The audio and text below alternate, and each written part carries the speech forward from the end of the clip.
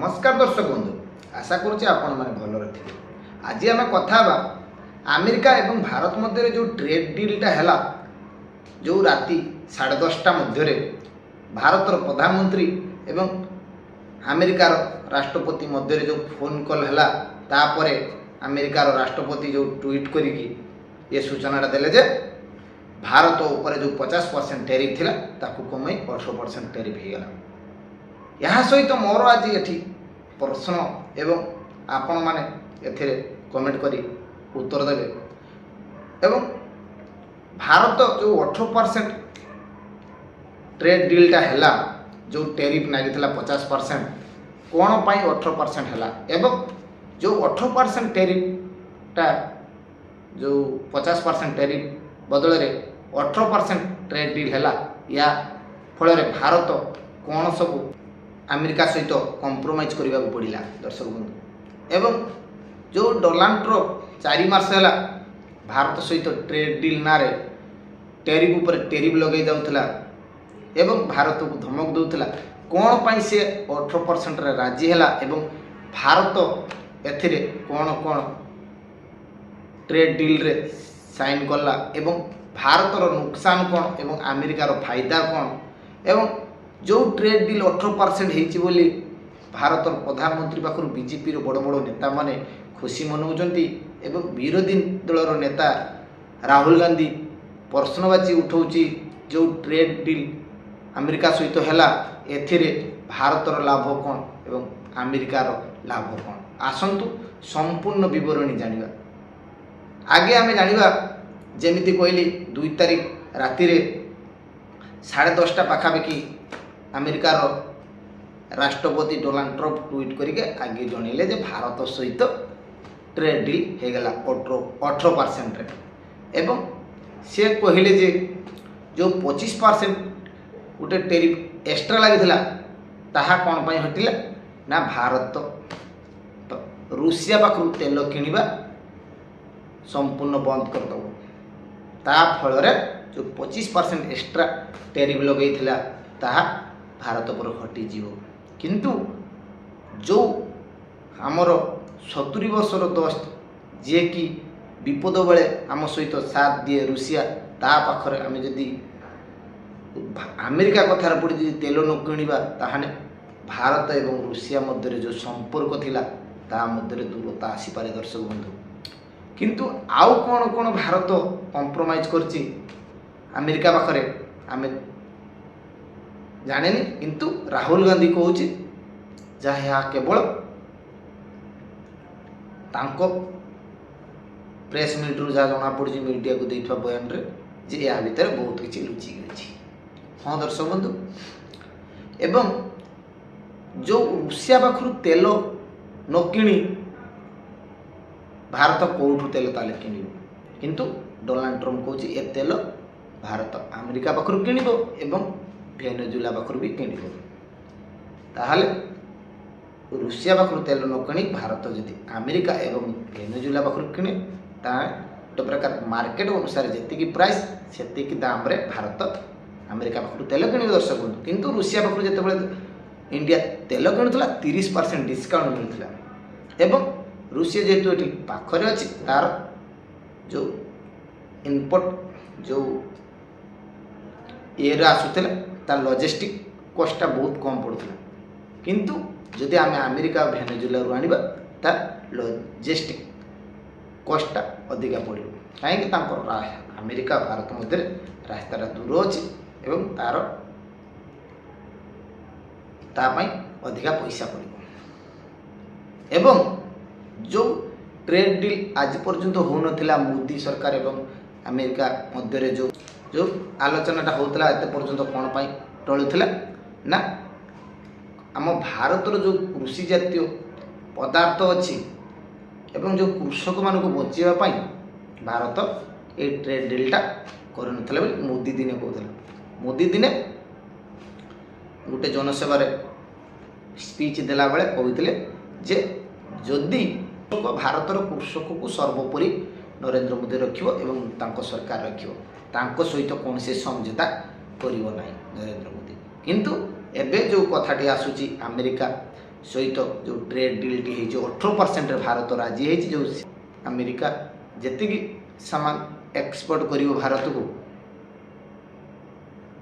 Minimum 0% tax लगे जाऊँगी भारत सरकार किंतु ता बदले भारत उपर अमेरिका 18% टैक्स लगाऊँगी दर्शक बंधु किंतु बीजेपी एवं नरेंद्र मोदी सरकार कहे आम पाखे 50% थी आम कमेकी 18% कलु किंतु 50% आगु भारत उपर मात्र 1 ରୁ 2% टैक्स लगुला दर्शक बंधु अमेरिका यह आज सत्यता किंतु डोनाल्ड ट्रम्प आहरी कहते जे भारत $500 बिलियन जिनिस आणिबो बेपार करिवो अमेरिका सहित भारत एवं ये $500 बिलियन कौन कौन हम भारत सरकार से किण तेल विभिन्न युद्ध सामग्री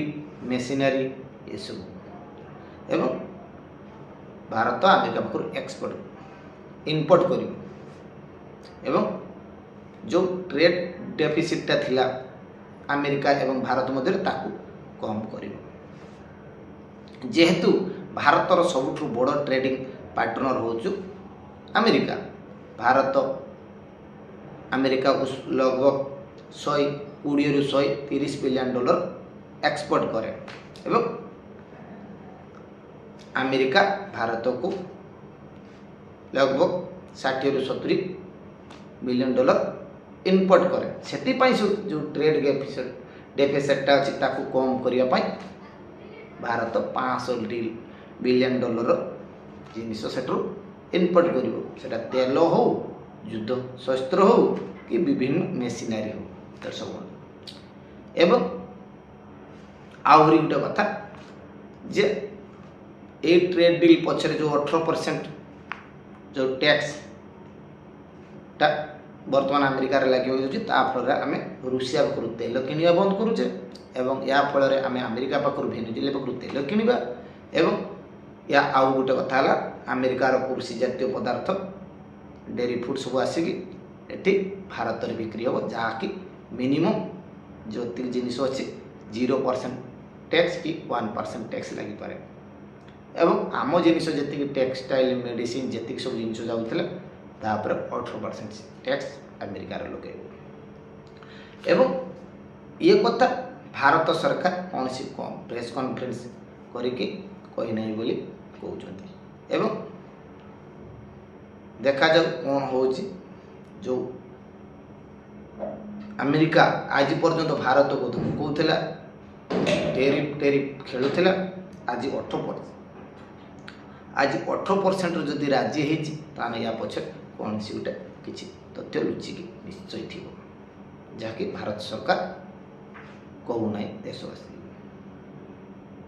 एवं जदि डोनाल्ड ट्रम्प 18% राजी या पछरे भारत को किसी ना कि देवाक पड़ी तार मूल्य सेटा आमर भारतर कृषक मानकर हो पारे कि भारत आउ कौन सी जिनिस समझौता करें जो डोनाल्ड ट्रम्प दिने पाकिस्तान गुण गाउला एवं तांकर प्रधानमंत्री एवं तांकर आर्मी चीफ को प्रशंसा करथिला एवं नरेंद्र मोदी को सब कहते जे तुम युद्ध आम बंद कर जो युद्ध पाई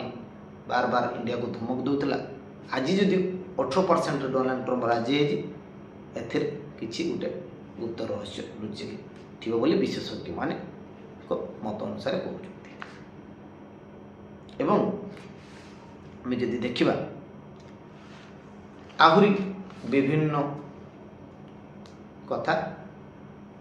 लोक माने विशेषज्ञ माने कहते जो रूसिया देश स्वाधीन पाखु 71 युद्ध रे भारत को साहाय्यर हाथ बढ़ाई एवं रूसिया पाखु आम तेल किणुले 30% ता आमको बंद करने पड़ो एवं डोनाल्ड ट्रम्प कहते जो रूसिया पाखु तेल किणुला भारत जदि एटा बंद करती ताने यूक्रेन युद्ध बंद होबार किसी रास्ता बाहरी पारे बोली डोनाल्ड ट्रम्प कहते ट्वीट माध्यम तेणु दर्शक बंधु यार कौन ଆଉ କିଛି ରହିଛି ଧୀରେ ଧୀରେ ଜଣାପଡ଼ିବ। ବିଭିନ୍ନ ଗଣମାଧ୍ୟମରେ କିଛିଟା ତଥ୍ୟ ବାହାରକୁ ଆସୁଛି ଏବଂ କିଛି ଡୋନାଲ୍ଡ ଟ୍ରମ୍ପ ତାଙ୍କ ଟ୍ୱିଟ୍ ମାଧ୍ୟମରେ ଯେ କହୁଛି ଯେ ଭାରତ ରୁଷିଆ ପାଖରୁ ତେଲ କିଣିବା ବନ୍ଦ କରିବ ଏବଂ ଆମେରିକା ପାଖରୁ ତେଲ କିଣିବ, $500 ବିଲିୟନ କାରବାର କରିବ ଆମେରିକା ସହିତ ଭାରତ ଏବଂ ଏହାଦ୍ୱାରା ରୁଷିଆର ଯୁଦ୍ଧ ବନ୍ଦ ହୋଇପାରେ ଏବଂ ଯେଉଁ କୃଷି ଜାତୀୟ ଫାର୍ମିଂ ଯେତିକି ଜିନିଷ ଅଛି ତାହା ଭାରତକୁ ଆମେରିକା ଏକ୍ସପୋର୍ଟ କରିବ। ଏମିତି ବିଭିନ୍ନ ପ୍ରକାର କଥା ସେ ତାଙ୍କ ଟ୍ୱିଟ୍ରେ ଲେଖିଛନ୍ତି ଏବଂ ଦେଖାଯାଉ ଆଗାମୀ ଦିନରେ କ'ଣ ହେଉଛି। ଯଦି ମୋ ଭିଡ଼ିଓଟିକୁ ଆପଣମାନଙ୍କୁ ଭଲ ଲାଗିଛି ତାହେଲେ ଆପଣମାନେ ଭିଡ଼ିଓଟିକୁ ଲାଇକ୍ କରିବେ ଏବଂ ଆପଣଙ୍କ ମତାମତ କମେଣ୍ଟ ବକ୍ସରେ ନିଶ୍ଚୟ ଜଣାଇବେ ଏବଂ ମୋ ଚ୍ୟାନେଲଟିକୁ ସବସ୍କ୍ରାଇବ୍ କରିବେ। ରହିଲି, ଜୟ ଜଗନ୍ନାଥ।